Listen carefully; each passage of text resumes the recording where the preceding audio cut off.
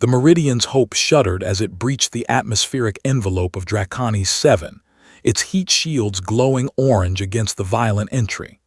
Inside the cramped command module, Lewis gripped the navigation console, his knuckles white as bone. Beside him, Anna's fingers danced across the holographic interface, her eyes reflecting the cascade of warning symbols that painted her face in crimson light. "Hull integrity at 63%, she announced, her voice steady despite the ship's violent trembling. "We're not going to make it through another pass." Lewis didn't respond immediately. His gaze was fixed on the viewscreen, where the planet's surface sprawled beneath them, a tapestry of obsidian mountains and valleys that glowed with rivers of molten rock. Draconis 7 wasn't supposed to be habitable. The surveys had been clear: extreme volcanic activity, toxic atmosphere, surface temperatures that could melt titanium. Yet the distress beacon had originated from here, pulsing with a frequency that matched no known human technology. "There," Lewis said, pointing to a plateau sheltered between two volcanic ridges. "Set us down there. It's our only chance." Anna's hands moved with practiced precision, redirecting what remained of their thruster capacity.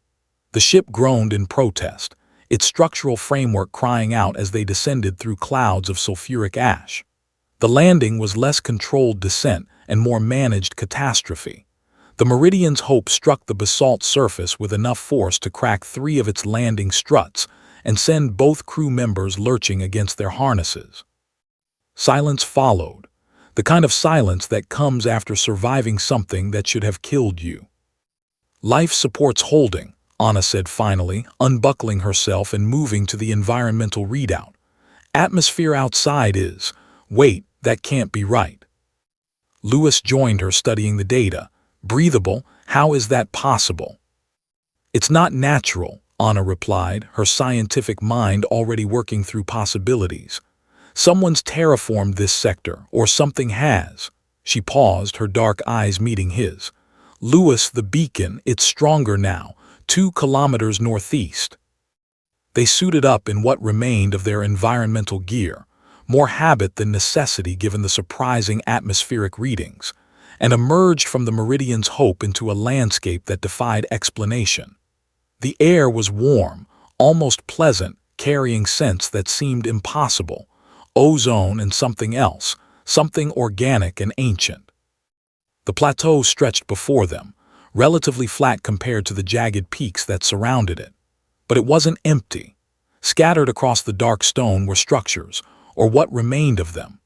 Buildings that might have once reached toward the sky now lay in ruins, their architecture alien and elegant, constructed from a material that shimmered like mother of pearl even in the dim light of Draconis' 7 distant sun. "A city," Anna breathed. "Lewis, this was a city." They moved through the ruins carefully, their boots crunching on debris that might have been ancient or merely decades old. It was impossible to tell. The beacon's signal grew stronger with each step, leading them deeper into what had once been the city's heart. That's when they saw the first dragon. It emerged from behind a collapsed tower, its form too massive to fully comprehend at first. The creature stood perhaps 30 meters tall at the shoulder, its body covered in scales that weren't merely reflective, but seemed to contain entire galaxies within their depths. Its wings, folded against its serpentine body, looked organic and mechanical simultaneously, veined with what might have been either blood vessels or fiber-optic conduits. Lewis grabbed Anna's arm, pulling her behind a fallen pillar. They watched as the dragon moved through the ruins with surprising grace, its head, crowned with crystalline horns that hummed with barely audible frequencies, swiveling as it scanned its territory. "Biological," Anna whispered, "or artificial?" "Does it matter if it kills us either way?" Lewis responded, but his scientific curiosity mirrored hers.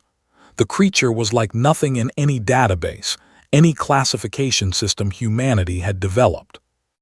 The dragon paused, and for one terrifying moment, Lewis thought it had detected them.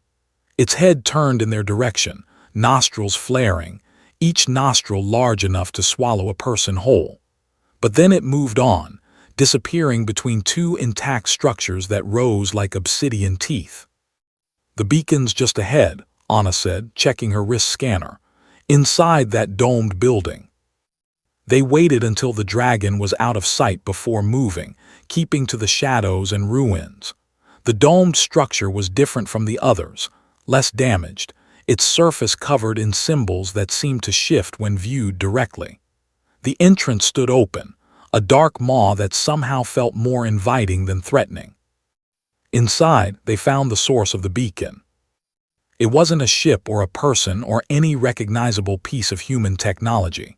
Instead, a crystalline pillar stood at the chamber's center, pulsing with soft blue light. Around it, holographic displays flickered, showing star charts and data streams that flowed too quickly to read. But it was the message, repeating in a loop above the pillar, that stopped them both cold. The text was in standard galactic, humanity's common language. "Warning, DRAKNIS 7 QARNTINED. Draconic SCNTINELS active. Unauthorized entry will be met with lethal force. This planet is a preserve. Stay away." "A preserve," Anna repeated, moving closer to the pillar. "These dragons, they're guardians." "Guardians of what?" Lewis asked, but even as he spoke, more holographic displays materialized, showing images of the city in its prime. Beings moved through the streets, not human but humanoid, their features elegant and alien. And among them the dragons flew and walked, not as threats but as companions, as partners. "This was their world," Anna said softly. "The dragons and whoever these people were. This whole planet is a memorial, a protected site." A sound behind them made them both whirl. The dragon had returned, filling the entrance with its massive form. Up close, its eyes were visible, multifaceted like an insect's but containing a depth of intelligence that was unmistakably sentient. It regarded them with what might have been curiosity or might have been the calm assessment a predator makes before striking.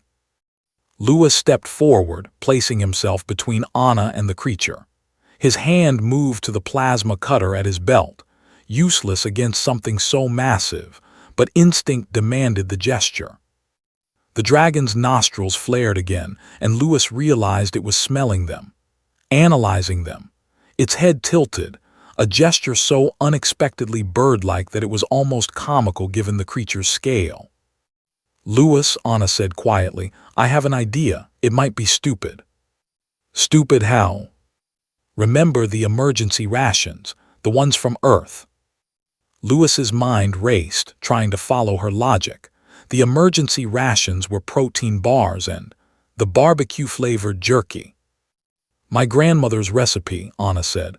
"I had them vacuum seal a batch before we left. Real mesquite smoke, traditional spices. It's in my pack." "Anna, what are you?"